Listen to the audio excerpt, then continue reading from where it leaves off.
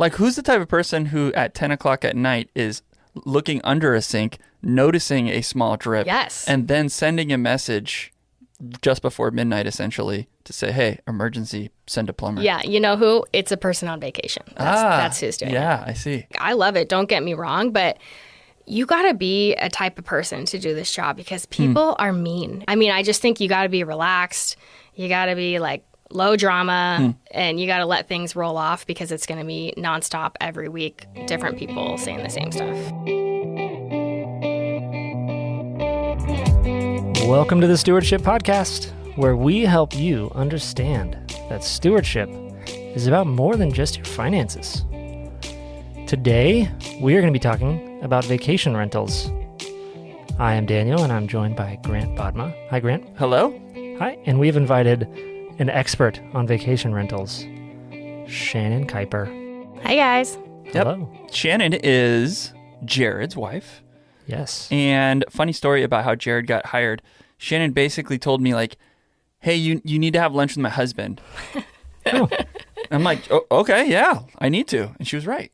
Hey. I needed to have lunch with your husband. And now he's been a part of the family, and you've been a part of the Stewardship family for many years. Yes, thank you for listening to me. I appreciate that. Yeah.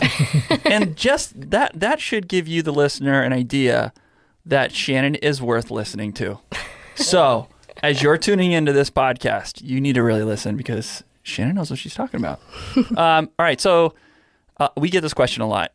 Hey, should I get into vacation rentals? I hear about it all the time. Is this a good idea? Even now, like in the current kind of real estate market, people have a home. They're thinking about buying another one, but it's like, really, do I want to sell my current home with the interest rate as low as it is?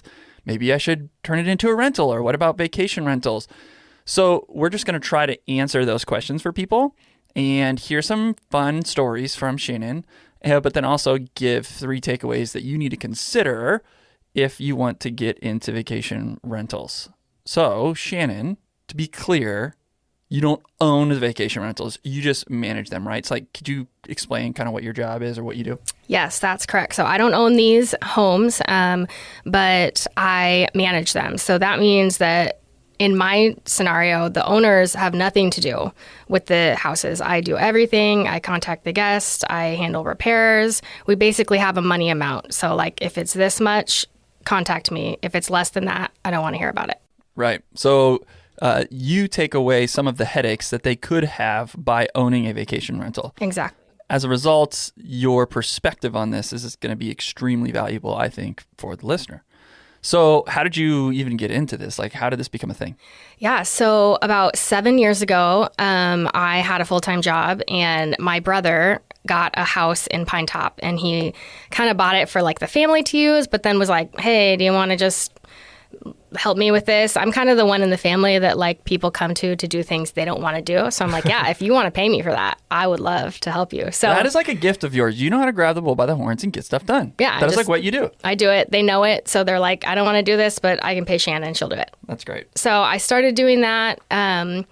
It went well, and then that kind of funneled into someone else I knew got a house in Scottsdale, and they're like, you've been doing this, so do you want to do this one? I said, yeah. That grew to 10 houses, and things kind of changed in COVID a little bit, but now I manage 7 houses for a couple different owners, and all in Scottsdale. That's great. Okay. Do you like it? I do like it. Okay. Why?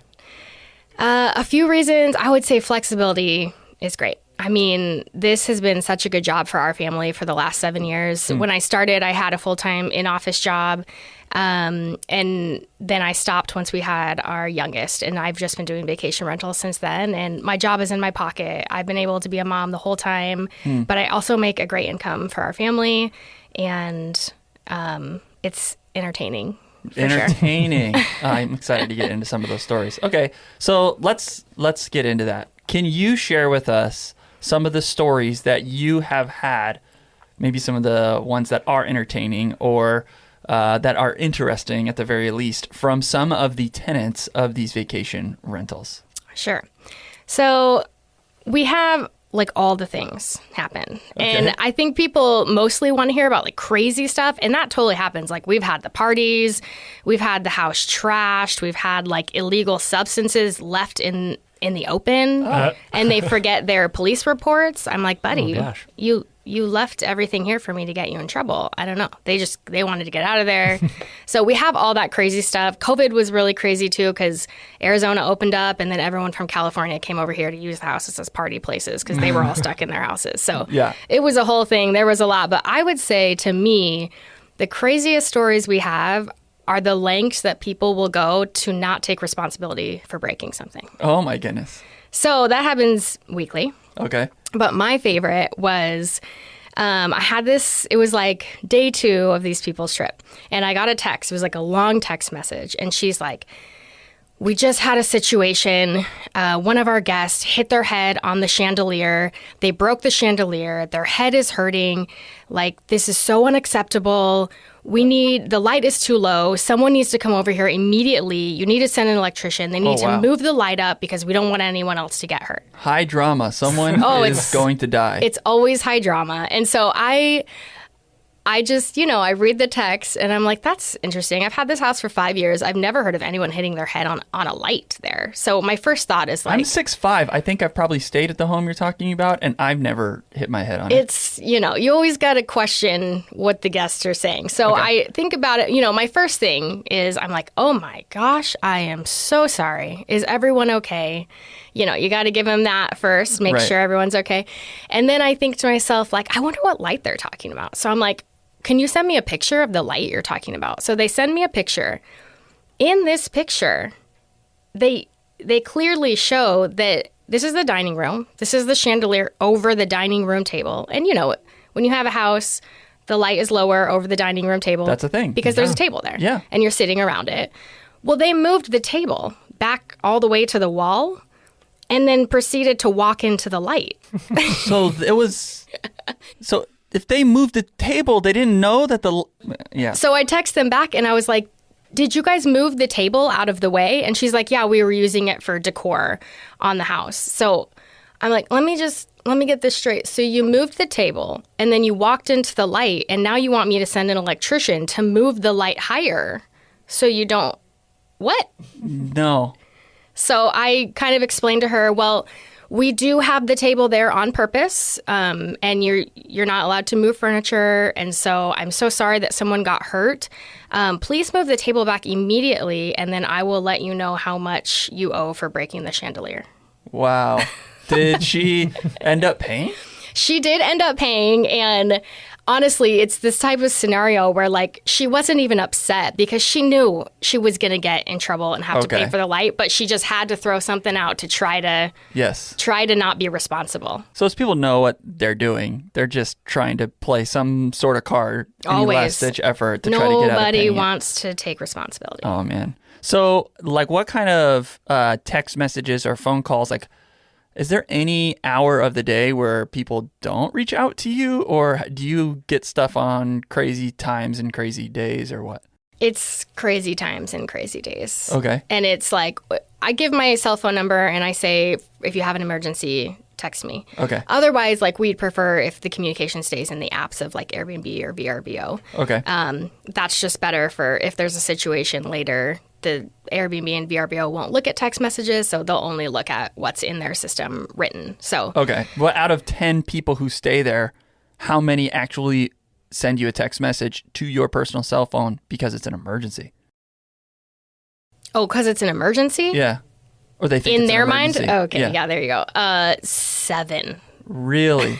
Wow. Everyone loves a text message. Wow. So what are some things that people think is emergency but not at all? I had someone message me. It was like 10 or something. 10 at night? Yes. Okay. And he even said emergency in his, hey, I know that you asked me to respond if I had an emergency, so there's a leak in the bathroom. Under the cabinet, there's a leak. I'm like, oh my gosh, thank you so much for letting me know. Yeah, water leak's a big deal. Can you send me a picture? And you guys, it's not a leak. It's like dripping when the faucet was on. Like if you turned on the faucet, then underneath the pipe, like had a really slow, tiny drip, which is fine. Like, so glad. Thank you for letting me know. definitely we need to fix it, obviously. Right. But it's just the thought process of like, it's 10 p.m. Instead of just like waiting till the morning to let them know that when I wash my face, there's a tiny trickle of water. This is an emergency and I must contact her now. Yeah. Like, who's the type of person who at 10 o'clock at night is looking under a sink, noticing a small drip, Yes. and then sending a message just before midnight, essentially, to say, hey, emergency, send a plumber. Yeah, you know who? It's a person on vacation. That's who's doing it. Yeah, I see. All right, so, like, people obviously don't, like, text you on holidays, do they? I mean, they would know to respect you. It's always on the holidays. Oh, man. You know, this is something just realistic about vacation rentals. Like, they're rented out on holidays. People are coming for the holidays. So just on Sunday, when it was Mother's Day, I was up till 1 a.m. handling a plumbing issue. It was a legit plumbing issue. I mean, I had to do it, but I had to do it. Yeah. So I was up till late. I had to be up super early. And that's just kind of like the part of the job. Stuff happens and real stuff happens. And then I would say when people are on vacation, especially on a holiday, they want everything to be perfect. So everything's an emergency. Everything is a big deal. If it's not perfect, they need you to fix it immediately. And it's really difficult to fix things immediately on a holiday. Yeah, that's a really good point. One of the reasons why people go on vacation is because they want to be served. Or they just don't want to deal with certain things. That's Totally. part of vacation there. For some reason, people think vacation just means an escape from all the things. Right. Including all the things that we have to do in our daily life. So if something comes up that is outside of, they would probably deal with it on their own if they're at home. Totally. But if they're on that vacation rental, it's like, oh no. Yeah. Yeah. And I would say like something that I've learned doing this in regards to that is everybody has transitioned to like Airbnbs are cool. We like them. They're fun. We want to use them for our vacations. Like, we're not all hotel minded anymore. Yeah. Like, we've moved past that in general. Like, if I go on vacation, I have to stay at a hotel. Yeah, like, that's how it used to be. Yeah. Now we've all kind of accepted, like, Airbnbs are good. We like them. Sometimes they're better. Yeah. A lot of us would probably say that they're better if you're traveling with family or with friends. But something that I have learned doing this that I didn't know before is while we have transitioned and we like the Airbnbs, we think they're cool, we stay at them and we're still hotel minded. Yeah. And so we haven't made that transition in our minds that like, I'm not going to a hotel with a concierge service. I'm not going to a hotel with a pool boy or with a 24-hour technician. Yeah. And so that's just something to know if you're going to get into this is that you have to fight and you have to educate people about what it is to stay at an Airbnb because it's not a hotel. And that's why they chose it, but they don't remember that when they're there and they want something immediately. Yes. There is a really small hotel that my family and I like to stay in Carlsbad. And it's super small, like it's not gigantic or anything. But even that small hotel, they've got a receptionist. They've got people that are cleaning. They've got somebody attending the pool. They have other people attending like stuff for when you walk out onto the beach and things that you can get. They do have like a mechanic person that's like, they have, I would say, probably a minimum of 10 people on staff at all times. Right. And it's a super small hotel. Totally. I mean, to think now that the expectation of folks, that now is on you. Totally. As one person to manage. Yeah. Wow, that's crazy. With a vacation rental, there's no housekeeping. So I know I've stayed at some where like the instructions are to like bundle up the bedding and leave it. Do you go do the laundry? I do not. So another part of my job as a manager is I manage a lot of people. So I manage the cleaning crew, I manage the yard people, the pool people, my handyman. And that's kind of a skill you would need for this as well, if you can manage people. Right. But the cleaning crew comes and they do everything. We try to have the least amount of things for our guests to do when they leave. So we do ask them to like load the dishwasher and start it if they can. I mean, there haven't been many circumstances where we're like, you didn't turn on the dishwasher, so you're in trouble, you know. But we try to help our cleaners a little bit, especially if there's a turnaround. Today, I think I have 5 houses that have check-in, check-out. So same day. Wow. yeah, so the cleaning crew does it, and that's not a cost for you because whatever your nightly rate is, you also charge a cleaning fee, and that should cover hopefully more than what you are paying your cleaners. Managing people, that's something I didn't even think about. Yeah. Yeah, that's a thing. Yeah. Well, at Stewardship, we are a company that does home loans, insurance, and investments with wisdom and love. So as part of this podcast, we'd like to take a break and share with you our 1-minute money tip.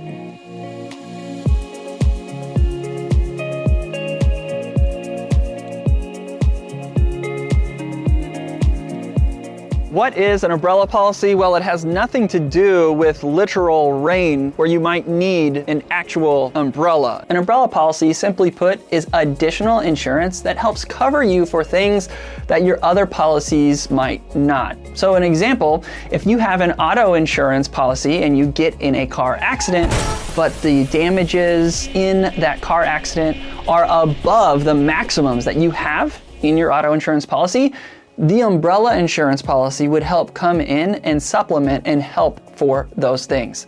Now, who needs an umbrella policy? Honestly, I think everyone should consider it. But if you have wealth that could be lost as a result of, say, that car accident, you really want to consider an umbrella policy. Or if you're the type of person who's scared of having to file bankruptcy because you did get in a car accident and you don't have enough coverage, an umbrella policy will help. It's for peace of mind and protecting wealth. You should consider it.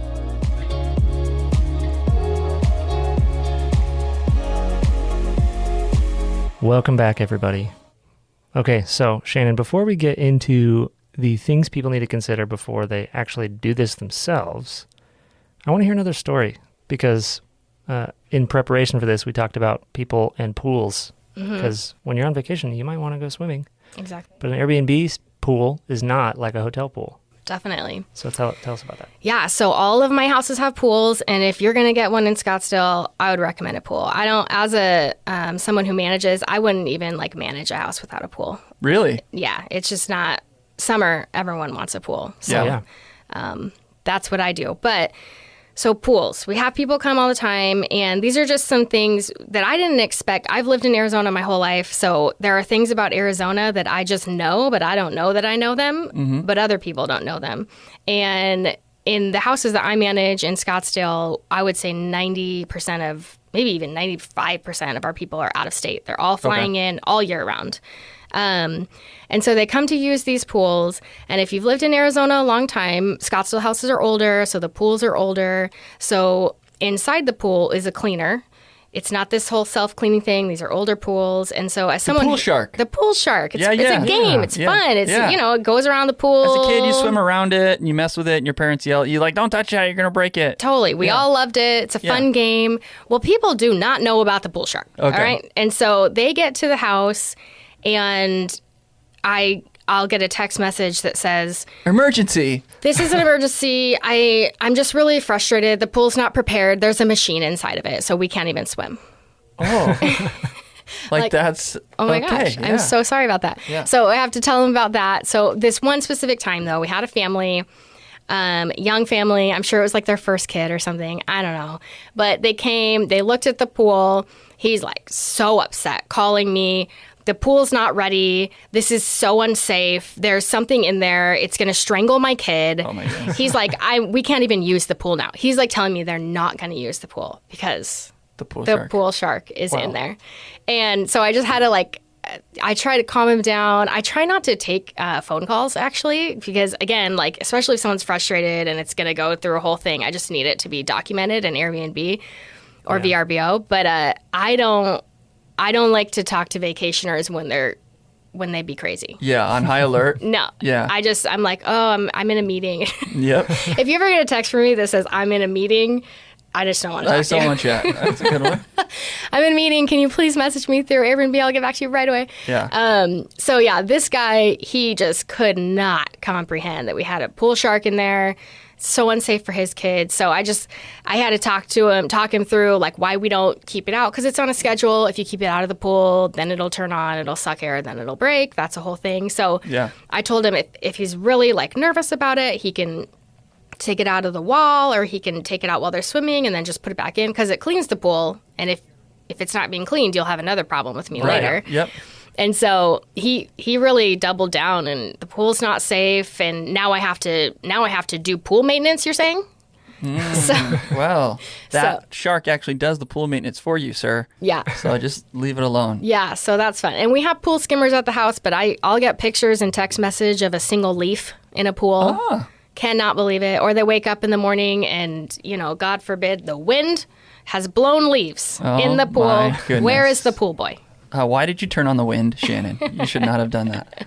Look, this is can be fun and funny to listen to, but these are all real stories that have all happened. And they're all things that you need to consider prior to getting into this. Yeah. Do I want to own vacation rentals? And sure, maybe you can ask somebody like Shannon to do it for you and have somebody manage it for you so you don't have to do it yourself. But that leads into our first thing that you need to consider, and that is you have to count the cost. Are you going to be the type of person who's going to manage it yourself, or are you going to pay somebody else to do it? Because if you pay somebody else to do it, that is going to be costly. Insurance on vacation rentals. If you have not seen our blog about insurance on vacation rentals, go check that out, stewardship.pro/blog. But insurance is more expensive because there's more liabilities, more people in and out of your home. I mean, you even mentioned the chandelier issue, which is kind of funny, but there are legit issues that could potentially happen if a tenant is in your home. Mm-hmm. So you have to have the right insurance, because if you don't, it could take a huge hit to your net worth. So make sure you're protected, and that's going to be a little more expensive. HOAs, not all HOAs even allowed vacation rentals, but like that's a cost. And Shannon, my guess is you don't get the same price on, for the daily rate on the vacation rental 365. Mm-mm. Like it changes all the time. Yeah. I have different monthly prices all year round. Yeah. So that's another cost that you have to compare, is the income that you're going to get is going to be different based on the season that it is, not only for the cost that you can charge, but there's no way people are in there 365 days out of the year. I mean, on average, about how often are people actually in there, and are you getting income on a property? Yeah, I mean, I think that's going to depend on the kind of house you have and the location. The ones that I have are all in a couple miles of Old Town. They're all like 4-bedroom houses, and we have them so they can sleep 10 to 12 people. And so mine are booked at least 3 nights every weekend, the whole year round. Okay. And then we have like our high seasons are going to be January through May. And in those times, we'll have the 3 or a 4-day weekend every weekend, and then a few days in the week. So they do well. I was surprised about the summers. Always every weekend is booked, but the bachelorettes love a cheap flight to Arizona. Yeah, that's true. Like Arizona, in and out, flying in and out. You never have to worry about weather, like canceling your stuff. And there's just a lot of really good restaurants here that people don't know about. But they do, and they come and stay in the vacation rentals, that's for sure. Yeah, that's a really good thing. You have to count the cost in totality, all the extra things, but then also understanding what the income is like. And this is super important. Yeah, sure, your mortgage on your home that you're thinking about turning into a vacation rental might be super inexpensive because you got it at a great time where interest rates were low, especially if you used Shannon's husband, Jarred. He probably helped you out really well. But like those things are important. What about unforeseen costs? Are there things that people do have to think about? Like, hey, this comes up fairly often. You have to pay for X or Y or Z. Broken pool sharks. Actually, yes. Pool maintenance, yard maintenance. And I would say actually pool, they are used a lot. And a lot more than you would at your personal home, with different people, with oils, with beer getting spilled into pool, which is really bad and makes pools turn green pretty quickly, I've learned. So I would say pool maintenance is like a big thing that is always a problem. But of course you have to fully furnish the home, and not only fully furnish, but you need everything you would need to live in it. So utensils, like a whole full kitchen, so you got to have all that money up front. Startup costs. Yeah. Yeah. And then I would say replacements. So many replacements all the time. Sheets. I'm sure if you've lived in Arizona, you've heard it's a dry heat. We all laugh about that. It is a dry heat, and it causes a lot of bloody noses. So blood on sheets all the time from bloody noses. Yeah. It happens all the time. So we're constantly buying new sheets, and some of that stuff is covered by guests, of course. Yeah. But also with all this stuff being used all the time, replacements is just a big deal. All the outdoor furniture, if you live here, it's trash. Your own stuff is trashed in a year. Well, when it's getting used so much, stuff has to be replaced all the time. Yeah. And then the other cost I would say is your appliance repairs are a really large cost. And I mean, just this month, I think we've repaired like a freezer, a fridge. We're replacing a washer and a dryer. There's just like constant. I had to call like a AC company last week too. They're getting used so much more than they would in your own home, and they break a lot. Yeah, and this is really important to note. One, your attitude when you pay for a vacation rental. Now, you know why it costs the rate it does each night, because the owner has to cover all these extra costs. Right. But then if you're considering this, our step one is count the cost. That includes the cost to repair things. Man, I even think a furniture piece, like even if it has like a rip or a cut in it that you might just like turn the cushion over if it was your own house. Well, if it's a vacation rental and you want to provide an experience for people that they want to come back and repeat it, you're going to want that stuff to be nice. Yeah. All right. So step two is consider the commitment. Shannon, there are two types of commitment that have to be considered. What are those two, and kind of what are your thoughts about them? Yeah, so I would say like mentally is the first thing. I think that all of this like sounds really great and it's fun and you make money and I make a good living. So like I love it, don't get me wrong, but you got to be a type of person to do this job because people are mean and they're needy. And if you're somebody who like needs everything to be perfect, or I mean, even you would think maybe people pleasing would be great because it is customer service in a lot of ways.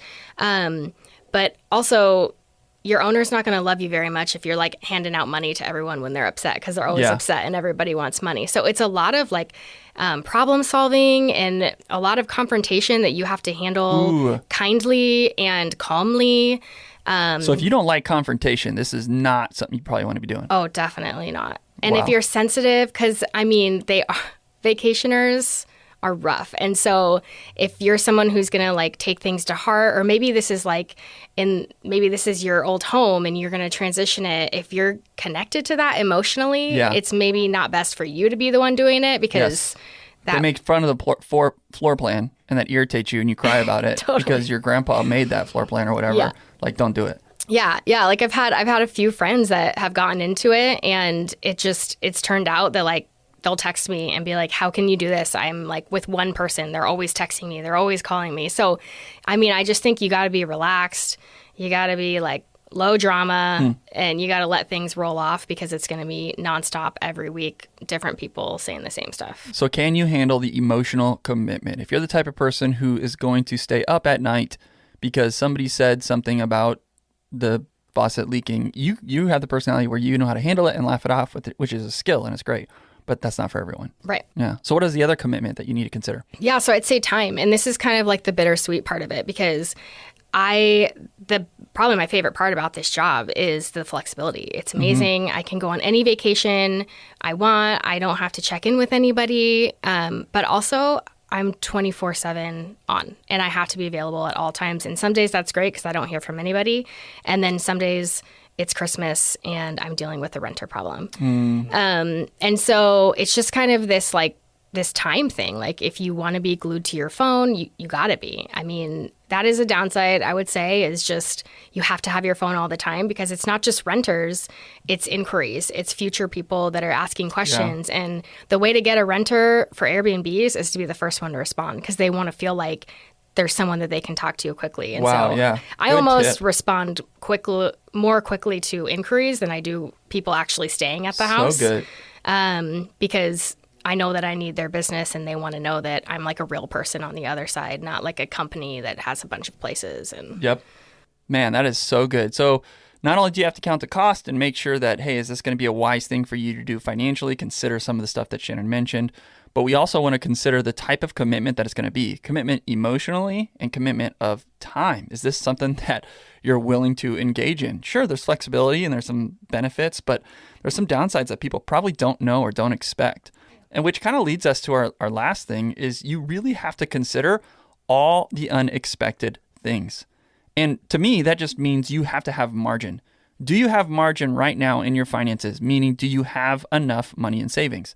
Not just the normal 3 to 6 months emergency fund that we talk about for your own personal finances, but you're almost like you need an emergency fund just for each property you own. Wouldn't that be right, Shannon? Like you got to have money set aside? Yeah, definitely. I mean, there's just stuff that comes up all the time, and hopefully if it's a damage or something, you can work it out. And they are pretty good as long as you have evidence, but there's always times where you can't prove. Yes. And you got to cover stuff. Yep. Yeah. So do you have margin in your margin in your finances, but also, as you mentioned, that time thing needs to be considered. How's the margin in your time and in your life?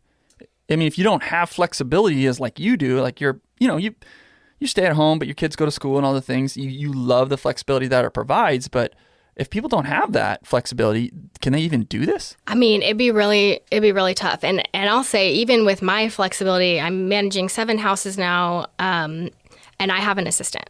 And so that's something that I gave myself after several years of doing this, of just like, I do need a vacation and I do need that margin. And I didn't have it for 6 years. Yeah. And I handled that, and it was okay, but it got to be too much for me as well. And so I have an assistant now, and she covers for me once a month so I can have like a weekend off. And That's then great. she does other stuff for me, but that's not something I could afford to do until I had multiple houses. And so it's hard. Yeah. It's really hard. Yeah. And as a mom, and there's all this, you don't want to have your phone all the time, and you want to focus and you want to be with your family. Well, Yep. I literally couldn't do that. I mean, I could focus and be with my family, but I had to have my phone in my pocket. Yep. And if it buzzed, you had to check it to see what was going on. Yeah. That was just a reality. Yeah. Yeah, these are really important things, I think, for you to consider. Sure, a vacation rental might sound like an awesome idea, and it might be the fun, new, sexy thing that everybody's doing and talking about. And real estate is a pretty sneaking good investment, especially if you consider what else is happening in other markets, right? You might say to yourself, man, should I do a vacation rental? Well, hopefully this podcast episode and hearing some wisdom and actual experiences from Shannon will help you understand if it's a good idea for you or not. Again, top 3 things that you got to consider: count the costs, consider the commitment, but then also you have to have margin so that you can cover the unexpected. Shannon, thanks for coming on. Yeah, thanks for having me. This was fun. This was super good to provide to our community who is asking these questions now. If you thought this episode was helpful, or you know somebody who's considering this, forward this episode to them, and it might be helpful in their journey or thought about endeavor of getting into vacation rentals. All right, we'll talk in a few weeks.